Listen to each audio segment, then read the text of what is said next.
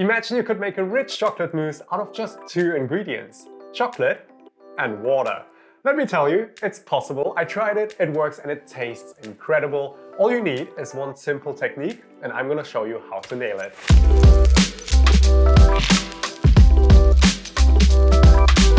You're probably thinking, what the hell are you talking about? Chocolate and water do not go together. If you ever added water to liquid chocolate, this is what happens. It instantly seizes and becomes really stiff. But all of this changed thanks to this man, Hervé Thies, a French chemist who is also known as the father of molecular gastronomy.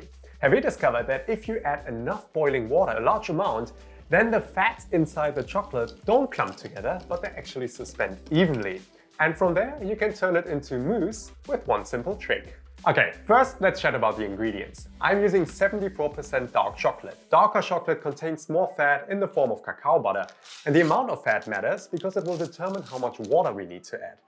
There needs to be a certain amount of fat to begin with, so start with a minimum of 65% dark chocolate, and the higher you go from there, the more water you will need to add, otherwise the mousse will become really dense. Then we've got our water, which we'll use in 3 ways. We will need some boiling water to combine with the chocolate, we will need a large amount of ice cubes to cool the chocolate back down, and we need some normal water to add to the ice cubes in the bowl. That's everything, that's all we need, so let's make some chocolate mousse. For step 1, we just want to break up all of our chocolate into small pieces so that it melts quicker. Just add it straight to the bowl you're gonna use. This is 250 grams of chocolate. Then pour in 210 milliliters of boiling water and whisk it until it is completely melted. It should look smooth like this. At this point, we're already halfway there. The next step is to grab a larger bowl and add 2 good handfuls of ice cubes, around 500 grams worth. Pour in enough water just to reach the top of the ice cubes and let the magic begin. Now all you need to do is to add the ball of chocolate to your ice bath and whisk it for around 5 minutes until it begins to thicken. After 1 minute it looks like this. So not much has changed yet. This is around 2 minutes. Still, not much seems to be happening. It's one of those things where you think this is never gonna work, but honestly, have faith and keep going. After around 4 minutes, the chocolate is starting to thicken a little bit. As you whisk, it leaves slightly thicker ribbons on the surface and the chocolate looks more velvety. After 5 minutes, it has thickened even further and I'm going to take it out of the bowl. We're taking it out of the ice because the bowl itself is now cold and it's gonna continue to cool down the chocolate even more. At this point, things happen really fast. After just another 30 seconds of whisking, you have a mousse that already leaves peaks like this. A sign that it's ready. Time to serve. This last part happens really quickly, so it's actually best to take the bowl out of the ice a little bit too early and then continue to whisk to see if it comes together into a mousse.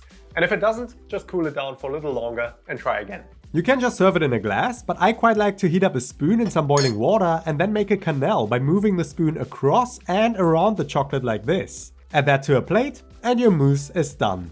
And there we go, chocolate mousse made with nothing but chocolate and water. Absolutely bonkers. That looks so smooth as well. Come on. Like me, you're probably thinking, how can that be nice, right? It's basically just diluted chocolate. It's chocolate and water.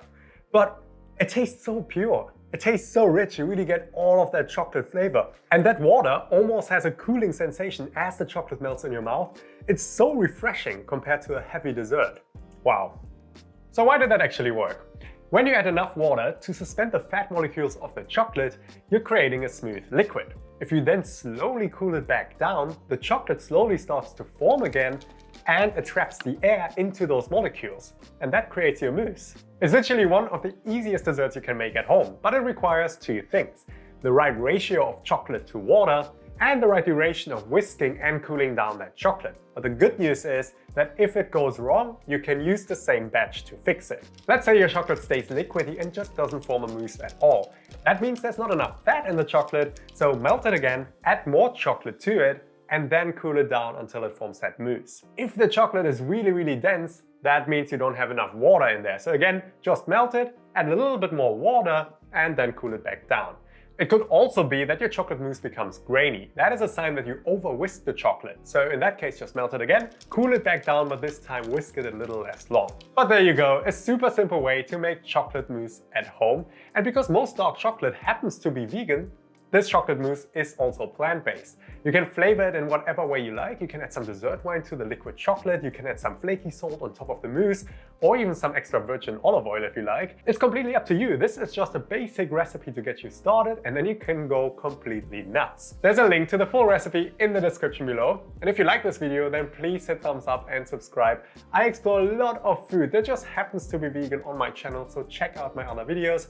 And as always, wunderbar!